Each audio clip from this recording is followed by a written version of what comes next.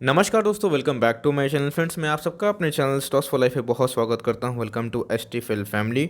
Dear family members, stock market एक ऐसा device है जो जो जिसके पास धैर्य नहीं रहता है, पेशेंस नहीं रहता है, वो दोस्तों पैसा किसको ट्रांसफ़र कर पाते हैं? जिनके पास धैर्य होता है उनको। दोस्तों, ये कौन बोले थे? ये महान लेजेंडरी मिस्टर वॉरेन बफेट बोले थे।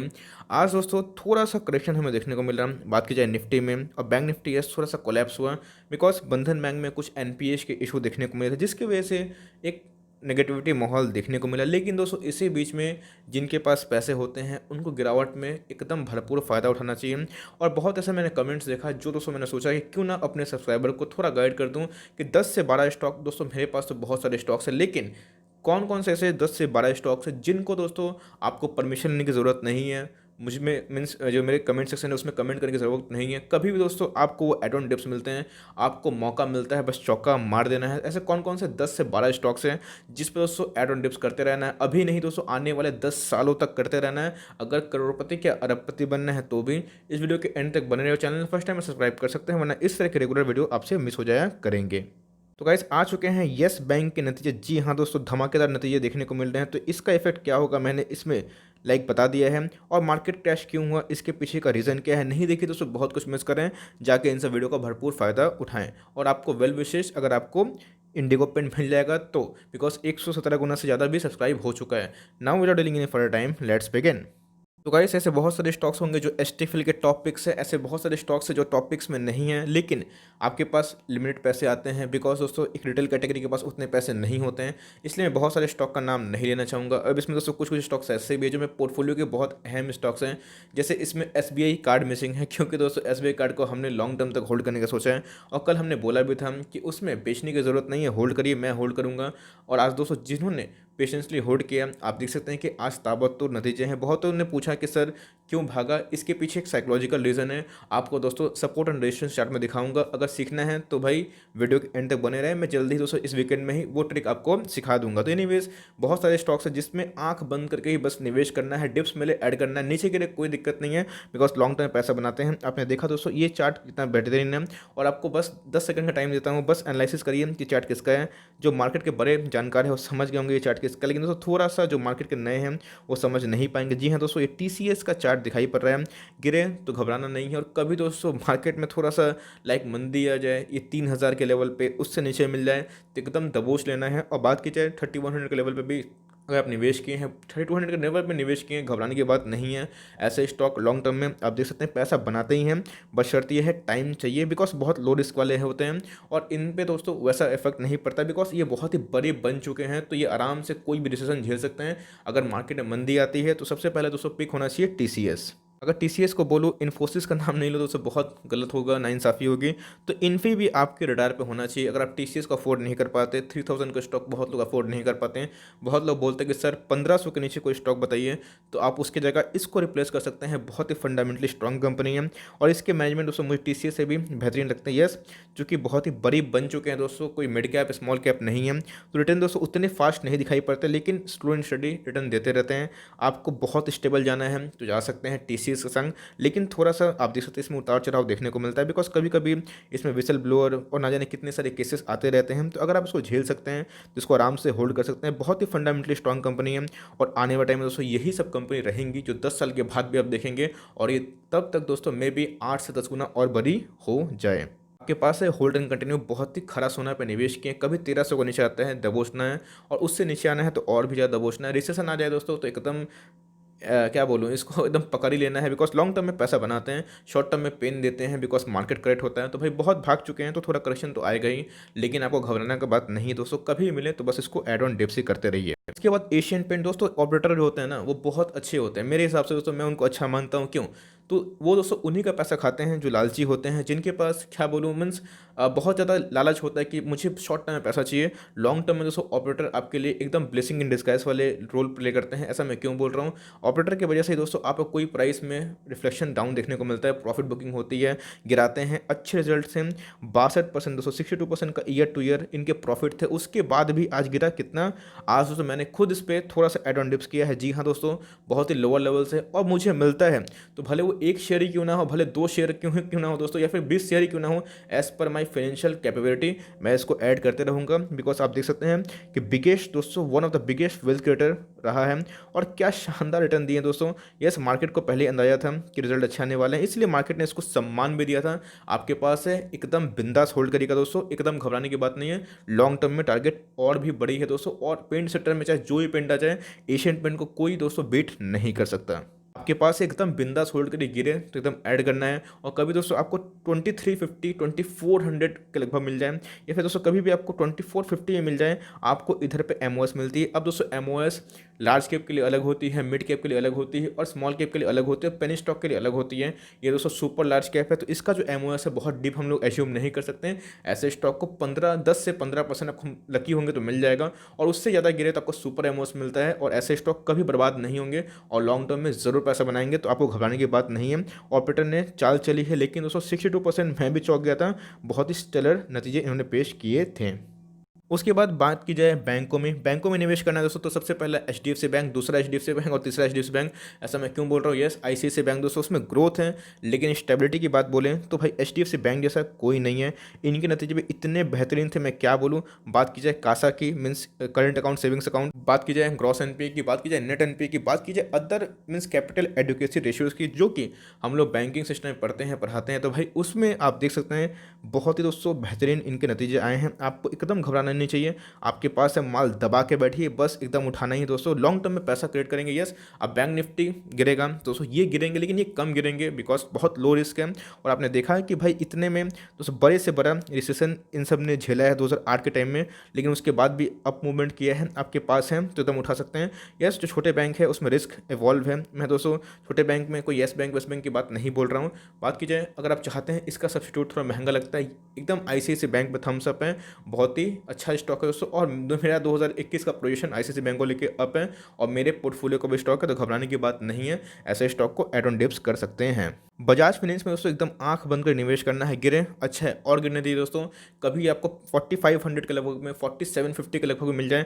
बस 2-3 दिन का एम मत बनाइए कि मुझे 2-3 दिन में पैसे कमाने हैं। देखिए फ्रेंड्स, मैं जो एसएल लेता हूँ और शॉर्ट टर्म टारगेट देता हूँ, वो उनके लिए है जिनको स्विंग ट्रेड करना पसंद है, जिनके पास पूंजी कम है, उनको अच्छा उनको लगता है। मैं उनको सिखाना भी चाहता हूँ कि बिकॉज अपने वेल्थ को खुद मैनेज करना सीखो। लेकिन दोस्तों लॉन्ग टर्म पोर्टफोलियो में ऐसे स्टॉक को सिर्फ ऐड ही करना है, निकालना नहीं है। आप देख सकते हैं कि वी शेप रिकवरी हुई, बहुत पंडित लोग दोस्तों थे, 800 के लगभग टारगेट देते थे बजाज फाइनेंस को, सबकी बोलती बंद। अब देखिए मार्केट में करेक्शन आएगा तो ये बहुत बहुत गिरेगा, लेकिन इनके रिजल्ट 29% डाउन थे, उसके बाद ही भागा। क्योंकि देखिए दोस्तों कंजम्पशन में एक हिट हुआ है, इसीलिए आपने देखा कि कैसे अभी भी बहुत चैलेंजेस से भारत गुजर रहा है, अभी भी जीडीपी डाउन है, बस चाइना को छोड़ के सबके जीडीपी नेगेटिव में ही है। तो ऐसे कंपनी तब अच्छा करते हैं जब जीडीपी बूस्ट हो, सबके पास एक्स्ट्रा पैसा है, तब दोस्तों फाइनेंस में लोग खरीदते हैं। तो इधर पे हमें कंजम्पशन में थोड़ी कमी दिखने को मिली, लेकिन ऑटो ने इसको गलत साबित किया है। लेकिन बजाज फाइनेंस सबको लोन बढ़ती है, इस बात का ध्यान देना पड़ेगा। लॉन्ग टर्म में ज़रूर अच्छा करेगी। ऑफकोर्स अभी भी हो सकता है कि निचले स्तर से बहुत भाग चुकी है, तो 2021 में उसे रिटर्न ना दें, लेकिन 2022, 23, 24, 25 नजरिया 10 साल का है दोस्तों, ये आपको और भी 10 से 12 गुना सब मीन्स मल्टीप्लाई होते हुए देखने को मिल सकता है। बहुत ही स्टेलर कंपनी है, घबराने की बात नहीं है। ऐसे कंपनी दोस्तों एफडी से मीन्स सेफ होते हैं, सेफ बोलना गलत होगा, सो फाइनेंस कंपनी कभी कोई भी कुछ हो सकता है, लेकिन आपके पैसे को बढ़ाता ज़रूर है। आपके पास है, एकदम बिंदास होल्ड करिएगा। आपने प्रॉफिट बुकिंग किया है, कोई रिग्रेट वाली बात नहीं है, प्रॉफिट बुकिंग मैं भी करता हूँ, ऐसी कोई बात नहीं है। आपने किया है इसको अच्छी बात है, लोअर लेवल मिले फिर से खरीदना है, और ऐसे स्टॉक को डरना नहीं है, बस खरीदते रहना बस। यस, रिमेंबर वन थिंग दोस्तों, जिनके पास लास्ट तक टिकने के पैसे होंगे वही जीतेगा। इसका मतलब झटके में पैसा नहीं लगाना है, बल्क इन्वेस्टमेंट नहीं करना है, गिरे तो और लेना है, नहीं गिरे तो बस देखना है। उसके बाद एचडीएफसी लिमिटेड की मैं बात बोल रहा हूँ, एचडीएफसी बैंक को मैंने शामिल किया और एचडीएफसी लिमिटेड को भी मैंने शामिल किया दोस्तों। बहुत ही अच्छी कंपनी है, बहुत ही स्टेलर रिजल्ट इन्होंने पेश करते हैं, और बहुत ही स्लो और स्टेबल वे से मीन्स उमरती है, आगे बढ़ती है।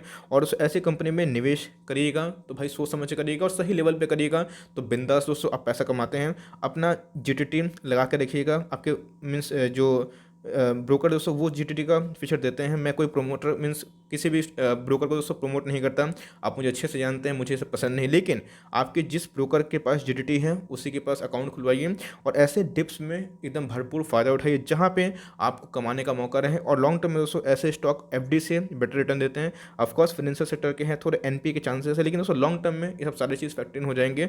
और बड़े से बड़ा रिसेशन पूरा वर्ल्ड ने देखा है और हमेशा नेगेटिव न्यूज़ होती है, तो ऐसे स्टॉक को लॉन्ग टर्म पर निवेश करिएगा। मन ध्यान बनाइएगा कि कोई भी स्टॉक दोस्तों 20% तक गिर सकता है, बिकॉज ये स्टॉक मार्केट साइकिल है, कुछ फिक्स नहीं होता है। इस बात को ध्यान में रखिएगा और तभी स्टॉक मार्केट में उतरिएगा। तो ऐसे स्टॉक को हमेशा एड ऑन डिप्स ही करते रहना है। एचयूएल तो मैं क्या बोलूँ दोस्तों, ये एक ऐसा स्टॉक है जो आपके पोर्टफोलियो में नहीं है, तो मेरे हिसाब से पोर्टफोलियो थोड़ा सा अधूरा है, बिकॉज ये बहुत डिफेंसिव स्टॉक है। आप चाहें तो इसके अकॉर्डिंग लाइक चेंज करके आईटीसी को भी रख सकते हैं दोस्तों। आईटीसी मैं क्यों बोल रहा हूँ, यस थोड़ा कछुआ है, थोड़ा कम भागता है, लेकिन डिविडेंड अच्छा देता है, आपके पोर्टफोलियो में हेजिंग हो जाएगी।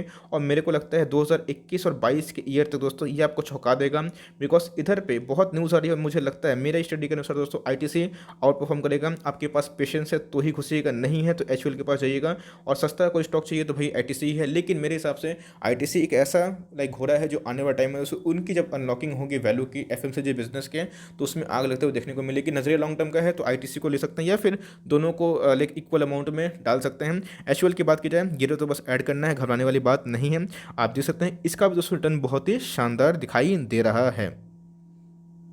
तो गाइस एक नया स्टॉक तो नहीं है, पुराना ही स्टॉक है, लेकिन जल्दी ही मुझे लगता है आने वाले 2-3 साल में ये निफ्टी 50 का हिस्सा ज़रूर बनेगा। और जब बनेगा और दोस्तों जब स्प्लिट की न्यूज़ आएगी तो बहुत ही अच्छा आग लग सकता है। अभी की बात की जाए तो करेक्शन मिल रहा है, एंट्री पॉइंट कर सकते हैं। और दोस्तों अगर 1130 मिलता है, अगर 11 कभी कभी आपको पकड़े चलिए 1100 मिल जाएगा। इधर पर दोस्तों सुपर एमओएस ऐसा मैं क्यों बोल रहा हूँ, तो भाई बड़े बड़े जो मानना है ये इसके सपोर्ट बन सकते हैं। मैं एनालिसिस करते रहता हूँ, देखते रहता भी हूँ दोस्तों। और बड़े बड़े ब्रोकर्स का टारगेट 1500 के लगभग है। अब देखिए मार्केट कोलैप्स हो गया तो कोई भी दोस्तों लाइक आंधी के मीन्स भाव उड़ जाएगा, मैं क्या बोलूँ। लेकिन ऐसे स्टॉक पे आप निवेश कर सकते हैं, बहुत ही फंडामेंटली स्ट्रॉन्ग कंपनी है। Q3 के नतीजे कब आ रहे हैं मैं उस पर ध्यान दूंगा, अच्छे आते हैं तो बेहतरीन आएंगे भाई, बढ़िया रहेगा। लेकिन इनमें दोस्तों एक गोल्ड का बिजनेस है, तो गोल्ड के लोन जल्दी डिफ़ॉल्ट नहीं होते हैं, होंगे भी दोस्तों। जो मॉरेटोरियम का इशू था तो देखना बनता है कि कंपनी के प्रोविजन कैसे हैं, लेकिन आपके पास है, होल्ड करिए, एकदम डरिए मत। और भले थोड़ा सा लेट लगे लेकिन दोस्तों ऐसे कंपनी रिटर्न जरूर देते हैं। अभी की बात की जाए तो बहुत ही फैंटास्टिक रिटर्न देखने को मिल रहे हैं। आप चाहे तो उसको लॉन्ग टर्म का निवेश भी कर सकते हैं। एवेन्यू सुपरमार्ट में दोस्तों मेरी वही कमेंट्री है, एकदम है बिंदास होल्ड करिए, गिरे तो बस इसमें ऐड करना है, बिकवाली करने का सवाल ही नहीं आता। एचडीएफसी एएमसी के नतीजे फ्लैट थे, ठीक ठाक थे, लेकिन दोस्तों आपको बात समझना चाहिए म्यूचुअल फंड में पैसा तभी आता है जब लोगों के पास एक्स्ट्रा पैसा होता है। इकोनॉमी को मद्देनजर रखें तो ऐसी कंपनी लाइफ इंश्योरेंस वाली, तो ये सब दोस्तों बाद में परफॉर्म करती है। आपने देखा कि कैसे एसबीआई कार्ड का भी नतीजा डाउन था, लेकिन मार्केट ने सम्मान किया। होता है दोस्तों बहुत लोग, तो अब ऐसा भी हो सकता है कि करेक्शन अभी स्टार्ट हो, या फिर ये आपको 3000 के नीचे भी देखने को मिल जाए। अगर करेक्शन स्टार्ट होता है तो आपको बस डरना नहीं है, पैनिक नहीं करना, आपके पास है होल्ड एंड कंटिन्यू। मैं अपनी बात करूँ दोस्तों तो मैं इसको होल्ड करने वाला हूँ, और मैं उसको बहुत ज़्यादा लॉन्ग टर्म तक अच्छा घोड़ा समझता हूँ, और मुझे इनके फ्यूचर पे बहुत ही ज़्यादा भरोसा है। नवीन फ्लोइंग में सब पूछ रहे थे करेक्शन क्यों हो रहा है। जी हाँ दोस्तों, करेक्शन क्यों नहीं होगा मैं आपसे पूछना चाह रहा हूँ। 2800 मैं किसी को लेने नहीं दिया, मैं बोला भी था 2800 एंट्री मत करिए। 2650 मैं बोला भी था, और 2550 के लगभग मैंने आपको जीटीटी लगाने ही बोला था। भाई उस लेवल पे आ चुका है, आपके पास है, डरने की आवश्यकता नहीं है। एकदम गिरे हैं तो होल्ड करिए, दिमाग में बैठा लीजिए 2350 तक भी जा सकता है अगर रिजल्ट खराब आते हैं, और उससे भी डुबकी मार सकता है। कंपनी फंडामेंटली बहुत स्ट्रॉन्ग है, जीरो डेट वाली है। और एक बार वो चार्ट देख लीजिएगा दोस्तों। बात की जाए अभी स्मॉल कैप से मिड कैप में कन्वर्ट हो चुकी हैं, तो फ्यूचर बहुत ही बड़ा है, और मुझे लगता है आपके पास है, पैनिक नहीं करना चाहिए, होल्ड एंड कंटिन्यू। हमने दोस्तों ऐसे स्टॉक को 1300 से नीचे लेवल से खरीदा हुआ है, अभी भी होल्ड एंड कंटिन्यू करते हैं। ये आने वाले टाइम का और ही बड़ा मल्टीबैगर बन सकता है। तो गाइस मेरा जीटीटी लगा हुआ था, लेकिन आज वैसा मुझे मिला ही नहीं दीपक नाइट्रेट, वरना मैं दबोचना छोड़ता नहीं। बहुत ही फंटास्टिक कंपनी है। ये नवीन फ्लोइंग के दोस्तों मैं बताना भूल गया, 25 जनवरी को रिजल्ट आ रहे हैं, इनके रिजल्ट के बारे में मुझे पता नहीं। आपके पास है होल्ड एंड कंटिन्यू, नीचे गिरे एकदम डरना ही नहीं है दोस्तों, बस उठाना है।